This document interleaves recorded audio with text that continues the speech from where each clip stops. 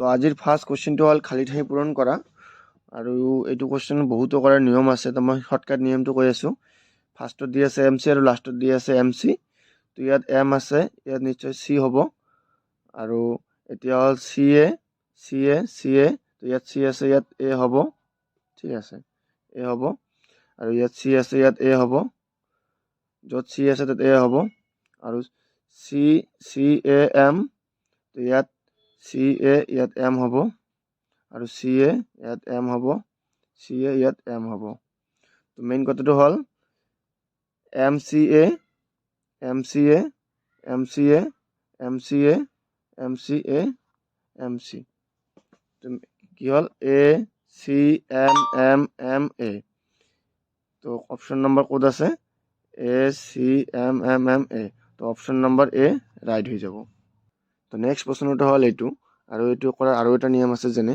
মুঠ গণি ল'বা ইয়াত কেইটা সংখ্যা আছে ইয়াত মুঠ আছে 9টা তো আমি 3টাকে ভগাই ল'ম এনেকৈ 3টা তো এমৰ আগত আছে A তো ইয়াত M আছে ইয়াৰ আগত হ'ব A ঠিক আছে A তো কি হ'ল M তো ইয়াত M হ'ব M ইয়াত হ'ব M A ইয়াত হ'ব M তো এনচাৰটো কি হ'ব AMMM ক'ত ক'ত আছে AMM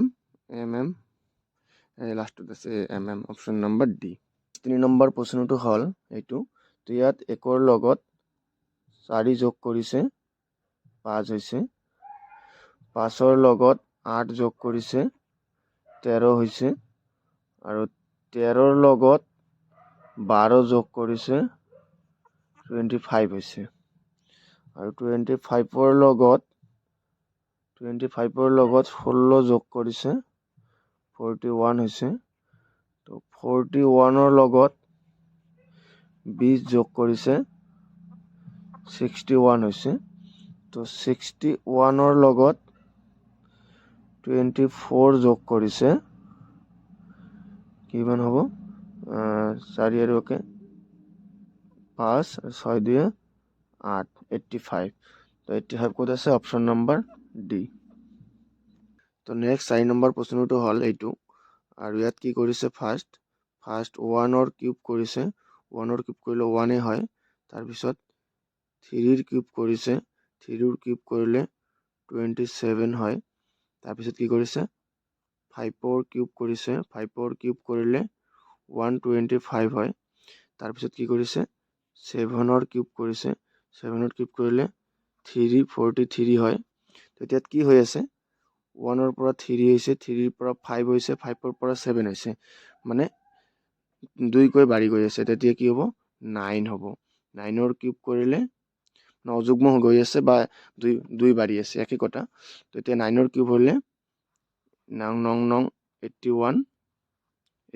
তো 81ক 9 দি দিলে কি হ'ব 9 1 গুণ 9 8 লং 72 তো কি হ'ল 729 ক'ত আছে অপশ্যন নম্বৰ D তো নেক্সট প্ৰশ্নটো হ'ল কংগ্ৰেচুলেশ্যন শব্দটোৰ পৰা তলৰ কোনটো শব্দ গঠন কৰিব পাৰি তো তলত 4টা শব্দ দিয়া আছে তো শব্দৰ স্পেলিংখিনি যদি কংগ্ৰেচুলেশ্যনত আছে তেতিয়া আমি গঠন কৰিব পাৰিম আৰু যদি নাই তেনেহ'লে নোৱাৰিম তো অপশ্যন এ দিয়া আছে GRA তো কংগ্ৰেচুলেশ্যনত আছে কিন্তু D2 কংগ্ৰেচুলেশ্যনত নাই সেইকাৰণে আমি কংগ্ৰেচুলেশ্যনৰ পৰা এইটো আমি অপশ্যন এটো গঠন কৰিব নোৱাৰিম তো অপশ্যন বি দিয়া আছে NATIONAL তো সকলোখিনিয়ে কংগ্ৰেচুলেশ্যনত আছে তো আমি অপশ্যন নম্বৰ B2 কংগ্ৰেচুলেশ্যনৰ পৰা গঠন কৰিব পাৰিম আৰু বাকীবোৰত যেনেকুৱা C অপশ্যনটোত S নাই কংগ্ৰেচুলেশ্যনত আৰু অপশ্যন ডিত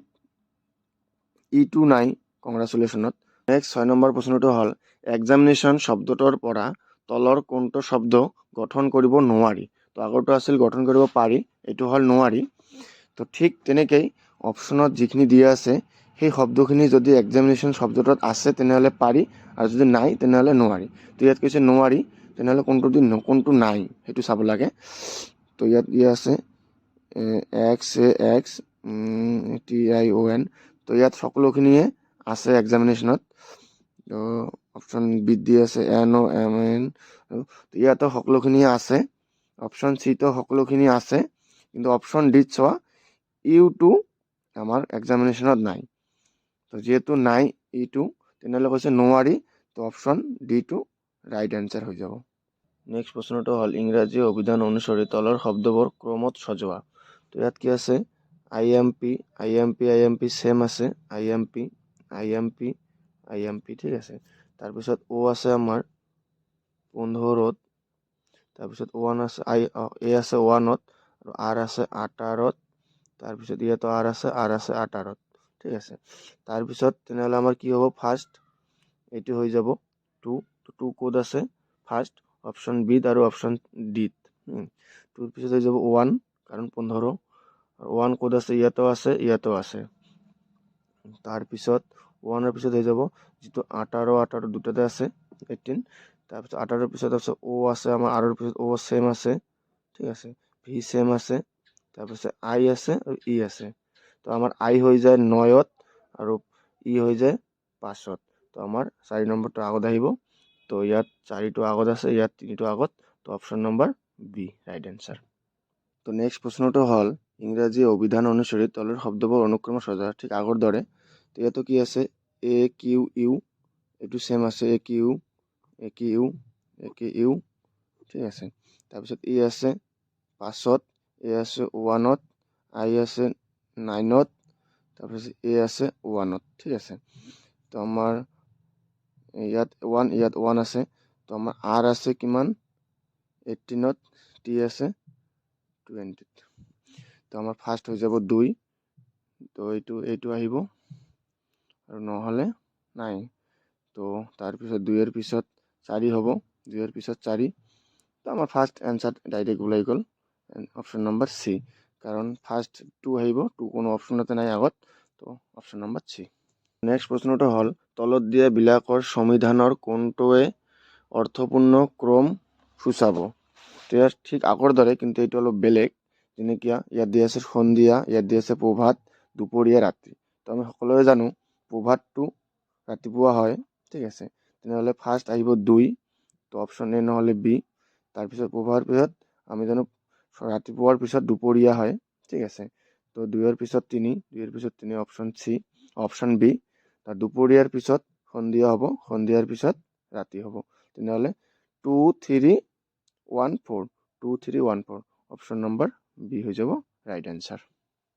তো আজিৰ অন্তিমটো প্ৰশ্ন হ'ল ইয়াৰ আগৰটোৰ দৰে, যেনে প্ৰাপ্তবয়স্ক কাল, কেঁচুৱা কাল, বাল্যকাল, কৈশোৰ কাল। তো মানুহ এজন জন্ম লোৱাৰ পিছত ফাৰ্ষ্ট কেঁচুৱা কাল পায়, আমি সকলোৱে জানো। তাৰপিছত বাল্যকাল পায়, তাৰপিছত কৈশোৰ কাল পায়, তাৰপিছত প্ৰাপ্তবয়স্ক কাল পায়। তো কি হৈ যাব, 2, 3, 4, 1, ক'ত আছে 2, 3, 4, 1, 2, 3, 4, 1, তো অপশ্যন নম্বৰ বি হৈ যাব ৰাইট এনচাৰ।